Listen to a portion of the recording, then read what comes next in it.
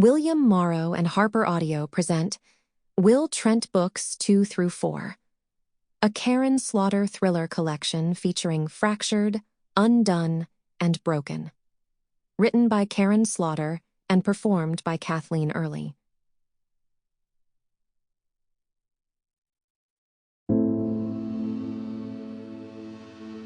HarperCollins and HarperAudio present Fractured, a novel by Karin Slaughter, performed by Kathleen Early.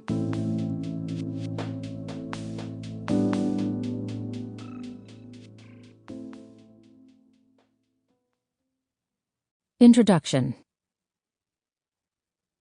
I was delighted to be asked to write introductions for the first 4 Will Trent novels.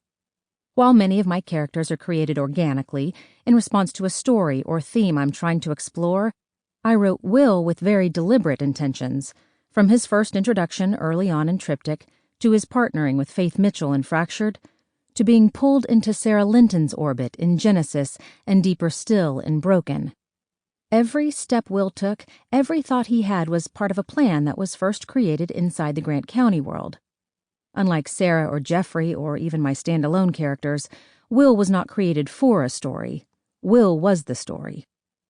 It's difficult to talk about the origins of Will Trent without revealing some massive spoilers about the Grant County series, if not actual plot points, then character arcs. So, reader, consider this a warning that I'm going to have an open and honest conversation about why I decided to stop writing about Grant County and why I created Will Trent. That is, as open and honest as you can expect from someone who has, for the last 17 years, made a living by telling stories.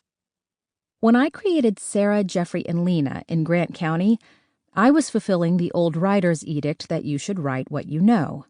I grew up in a small town, and from an early age, I understood intrinsically how small towns operated. In fact, small towns are universal whether they're in South Georgia or the south of France or South Friesland. There's always the same cast of characters, the rich families, the poor folk, the trashy people, the loose women, the hypocrites, and the criminals. To have something shockingly bad happen, like a murder or a serial rapist or a pedophile stalking children in a seemingly normal, everyday setting, was part of my overall goal to hold a mirror up to not just small-town society, but society as a whole. Crimes feel more real, more personal, and more violent when they happen in small towns. While I enjoyed writing about something I knew, small towns, I think a writer's purpose should also be to write about what they want to know.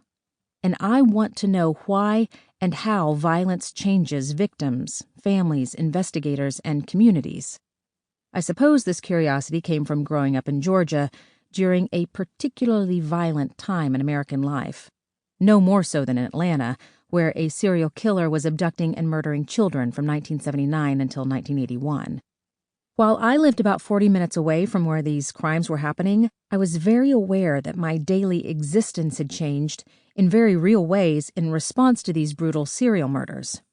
I no longer could ride my bike on certain streets. I was forced to check in with my parents throughout the day, and even at night on television, there was no respite.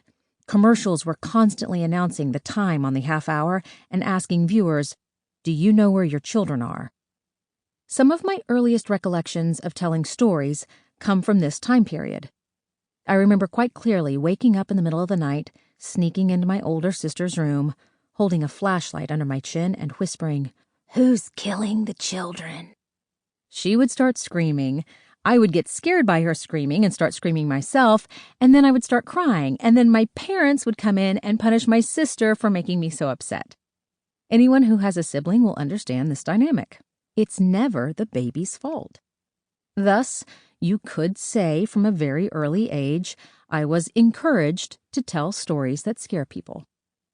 It was this love of fear-mongering that brought me to writing crime fiction, and more specifically, writing Sarah Linton.